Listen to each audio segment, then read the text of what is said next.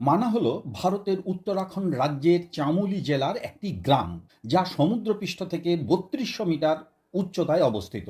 গ্রামটি বদ্রীনাথ থেকে প্রায় ৩ কিলোমিটার দূরে। এটি দেশের শেষ গ্রাম হিসাবে পরিচিত।